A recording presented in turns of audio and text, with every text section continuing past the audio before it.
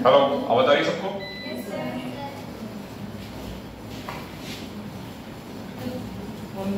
Good morning.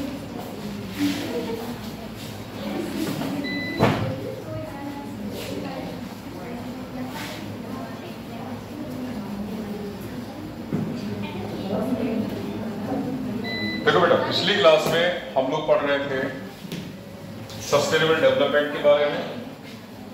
हमने देखा था कि पहली सस्टेनेबल डेवलपमेंट समिट जो हो रही है, कब हो रही है? 1992 में हो रही है।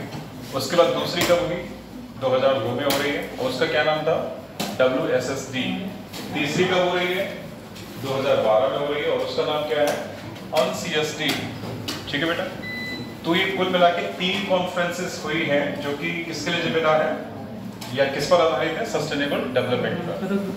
ठीक है, फिर इसके बाद हमने देखा था कि मिलेनियम डेवलपमेंट गोल्स क्या होते हैं, कितनी संख्या है इसकी और कहां से ओरिजिन हो रही है। ठीक है बेटा, तो यूनाइटेड नेशंस डिक्लेरेशन 2000 से जो MDGs हैं हमारे, उनकी ओरिजिन होती है और संख्या में कितने हैं? 8।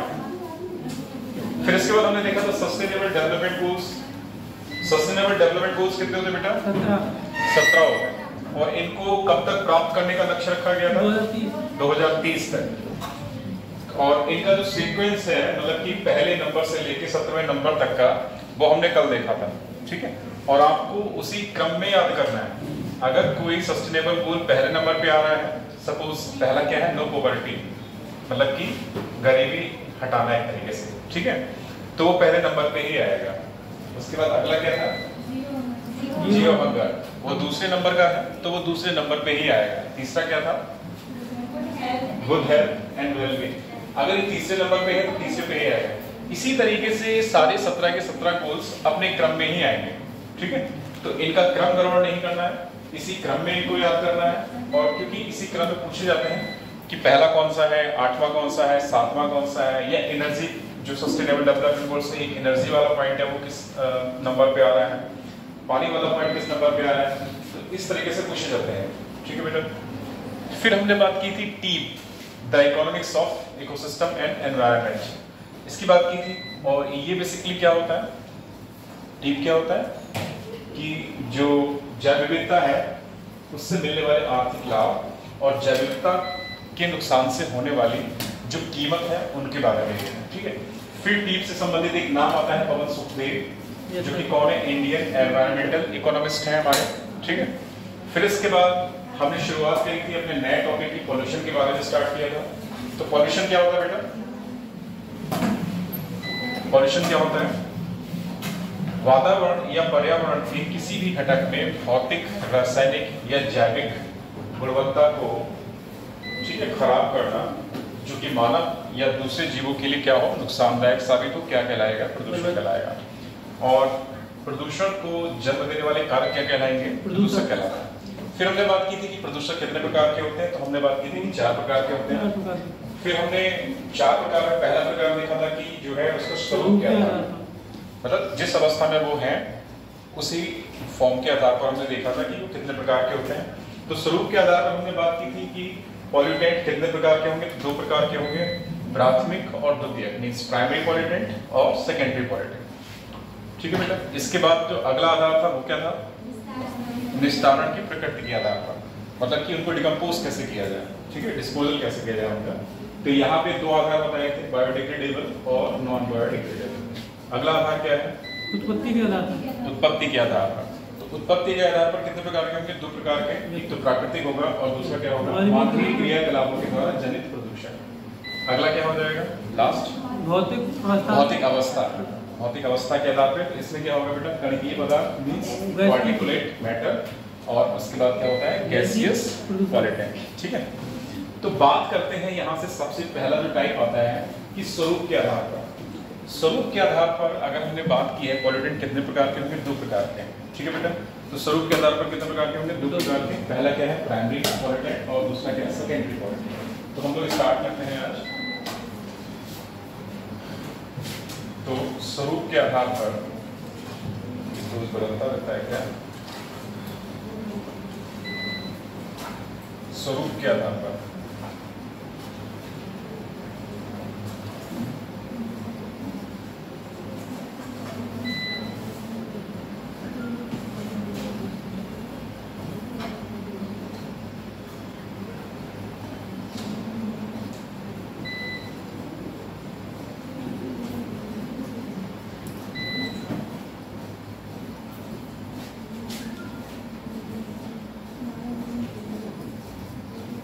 कितने प्रकार के होंगे बेटा? 2 प्रकार प्रकार। के, ठीक है। तो स्वरूप के आधार पर प्रदूषक कितने प्रकार के होंगे? 2 प्रकार के होंगे। और इसमें पहला क्या होगा? प्राथमिक हाँ, प्राथमिक प्रदूषक या प्राइमरी पॉल्यूटेंट। पॉल्यूटेंट।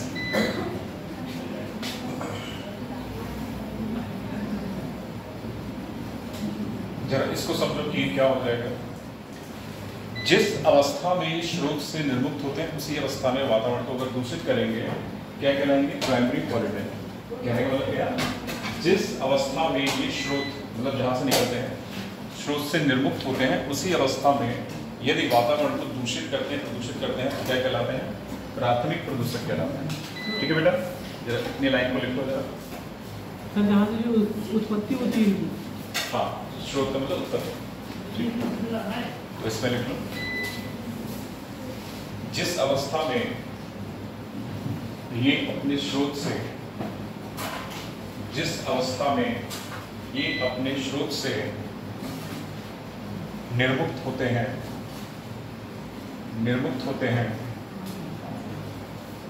उसी अवस्था में पर्यावरण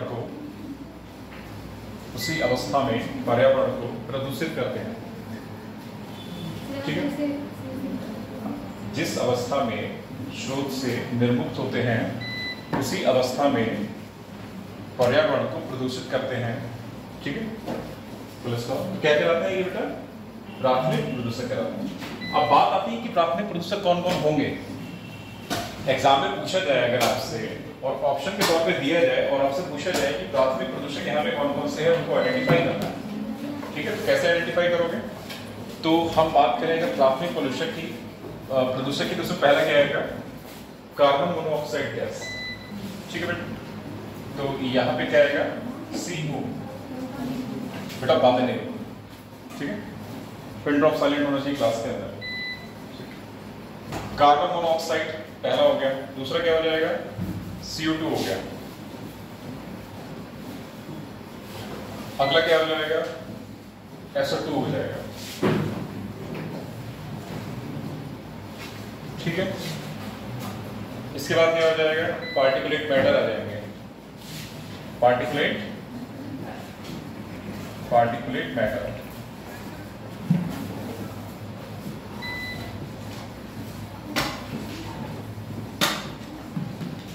ठीक है बेटा, फिर क्या आ जाएगा? पेस्टिसाइड्स आ जाएंगे यहाँ पे।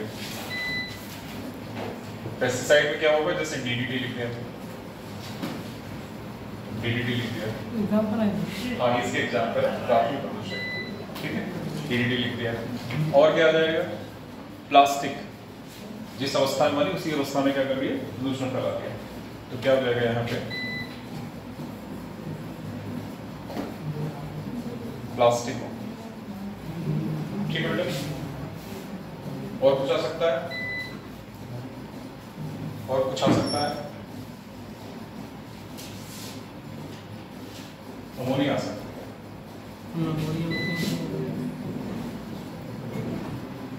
ठीक है बेटा, अमोनिया आ सकता है। आगे ETC करते हैं।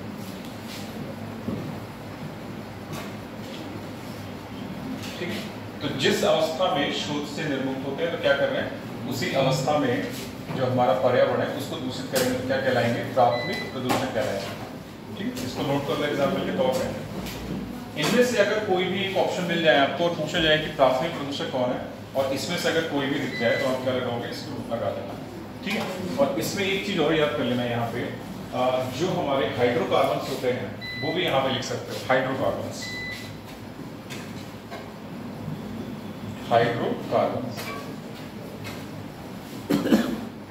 में जैसे बेंजीन हो गया, एल्डिहाइड्स हो गए। ठीक है, तो बेंजीन हो गया एक तरीके से, एल्डिहाइड्स हो गए, ये भी यहाँ पे आ जाएंगे। ठीक है बेटा, हाइड्रोकार्बन्स ये सारे के सारे क्या आ जाएंगे? प्राइमरी पॉल्यूटेंट कहलाएंगे। इनको नोट करो।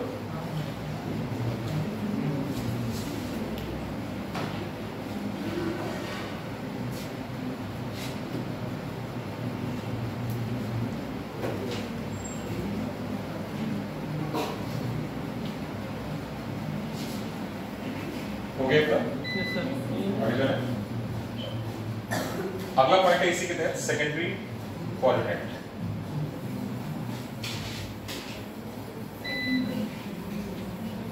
यानी द्वितीयक प्रदूषक। देखो हम स्वरूप के आधार पर पढ़ रहे हैं, ठीक है? तो स्वरूप के आधार पर अगला टाइप क्या होगा? द्वितीयक प्रदूषक या सेकेंडरी पॉल्यूटेंट।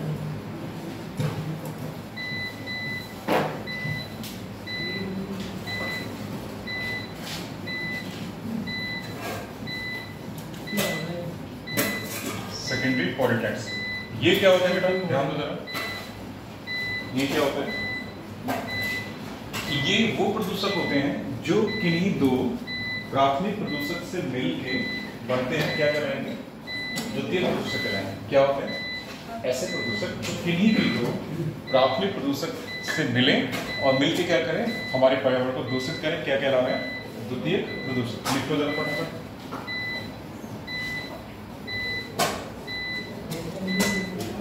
किन्हीं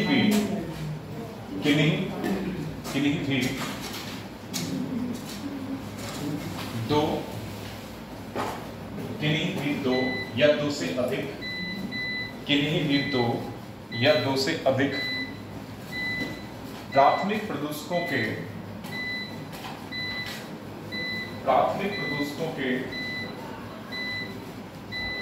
मिलने के परिणाम स्वरूप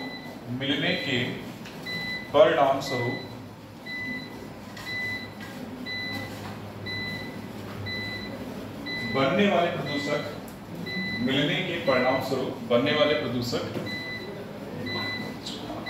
द्वितीयक प्रदूषक कहलाते हैं।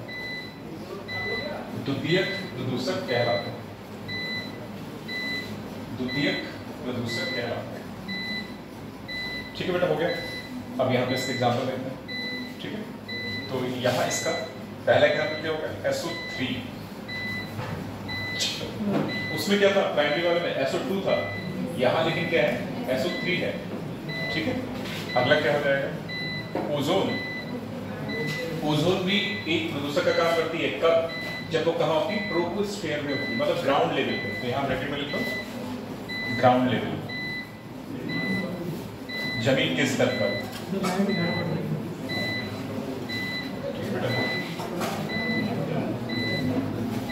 लाइट डिम हो रही है।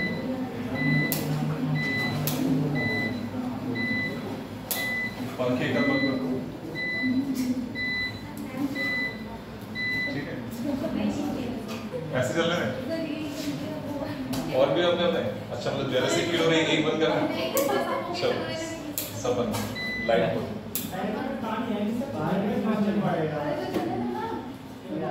चलो ठीक है, नहीं सफोकेशन होगा, वेंटिलेशन होगा, वहां से आएगा। पढ़ने से मतलब रखो ना, सफोकेशन की तरफ ध्यान ही क्यों दोगे? डाउन होना ना,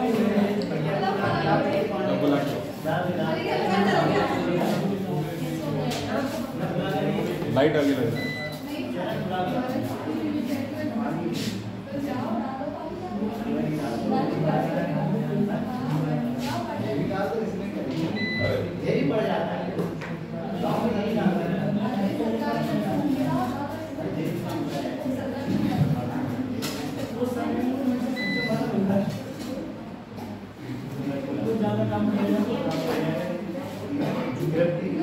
देखो ये गड़बड़ कर रहा है क्या? लाइट